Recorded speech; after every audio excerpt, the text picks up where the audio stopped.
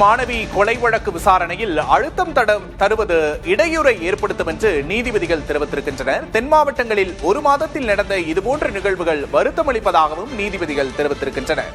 உடனே கைது செய்ய வேண்டும் என அதிக அழுத்தம் தருவது விசாரணையை பாதிக்கும் என்று நீதிபதிகள் தெரிவித்திருக்கிறார்கள். சரியான குற்றவாளிகளை கைது செய்யவோ விசாரணையை சரியாக நடத்தவோ முடியாத சூழல் ஏற்படும் என்று நீதிபதிகள் தெரிவித்திருக்கிறார்கள். தூத்துக்குடியில் மாணவி ஒருவர் கொடூரமாக கொல்லப்பட்டது பெரும் பரபரப்பை ஏற்படுத்தியது. அவரின் உறவினர்கள் தொடர்ந்து சாலை மறியல் போராட்டத்தில் ஈடுபட்டு நேற்று சமாதான பேச்சுவார்த்தை நடந்து போராட்டத்தை கைவிட்டிருந்தனர். இந்த நிலையில் தற்போது நீதிபதிகளின் கருத்து இந்த வழக்கில் முக்கியத்துவம் பெறுகிறது. சரியான குற்றவாளிகளை கைது செய்யவோ விசாரணை நடத்தவோ இயலாத சூழல் ஏற்படும். தூத்துக்குடி மாணவி கொலை வழக்கு விசாரணையில் அழுத்தம் தரக்கூடாது என்று நீதிபதிகள் தெரிவித்திருக்கிறார்கள்.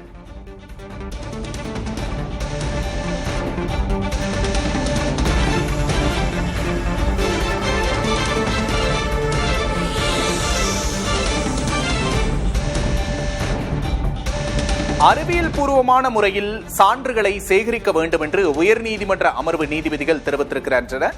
காவல்துறையினர் இதுபோன்ற புகார்களை மெத்தனமாக கையாள்வது ஏற்கத்தக்கது அல்ல என்றும் நீதிபதிகள் தெரிவித்திருக்கிறார்கள்.